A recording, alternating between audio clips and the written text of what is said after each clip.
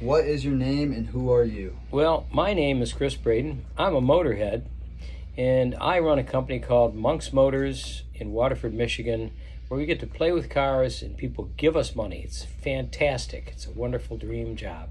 Fantastic.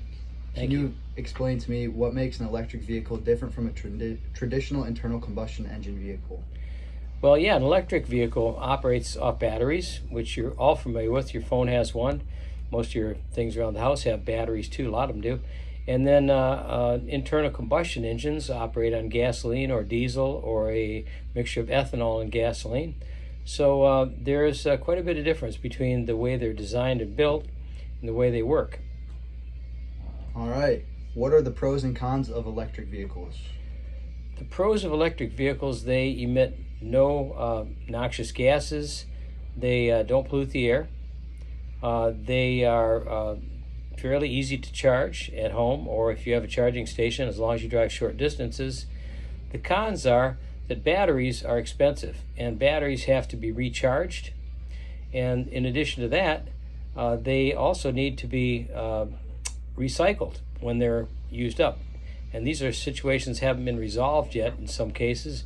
The other thing is that battery-powered vehicles, electric vehicles, require electricity. Now, in a situation where we already are told we should conserve electricity so we don't burn fossil fuels, where are we going to get the electricity to power a fleet of electrical vehicles if we're already having a problem supplying enough electricity for everything else? That is a serious con, because without electricity, how far can you go with your electric car, right? True. It's a good way of thinking of it. What are your pros and cons of internal combustion? The pros and cons of internal combustion are that they have a lot of moving parts, so a lot of things wear out. They require more maintenance than electric vehicles. They're cheaper to buy, but they have to be maintained, and when you factor all that in, an electrical vehicle is a less expensive vehicle to operate. They also give off pollution.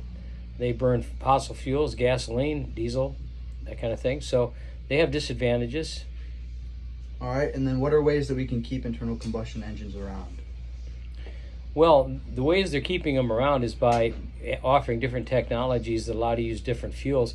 For instance, if they find a way to crack hydrogen out of water, which unfortunately is very inefficient right now, what they can do then is power cars with hydrogen, which is tremendous because the only emission you get out the tailpipe is water. Think about it. We have an abundant supply of hydrogen if we can only find a way to convert it into the gas hydrogen and use it in cars. The disadvantage with hydrogen is that it has to be stored at extremely low temperatures to be concentrated enough, so it's not really practical for passenger cars yet. There's also the possibility of fuel cell vehicles, which are similar to internal combustion but use a different type of power source. Well, picking back up where we left off, the question was, what are ways we can keep internal combustion engines around? The way we can keep them around is by providing a cleaner fuel source, providing more advanced fuels, maintaining our cars well, and also, basically the enthusiasm for internal combustion engines has not diminished much yet. So fortunately, there's a lot of motorheads like me that want to take one out and flog it and have fun with it. So that enthusiasm keeps them going too.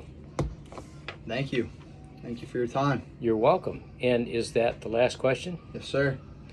It didn't take long at all. I know. How about we ask this? Hold on a second. Now, why do we like Marcus here at Munk'S? We like Marcus because he's a sharp kid. He thinks on his feet. He's on the ball. He's clear-headed.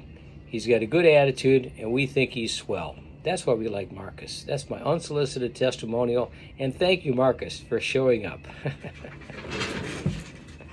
Yeah, you got to get in the ring, man. Get in the ring. Thank you. You're welcome.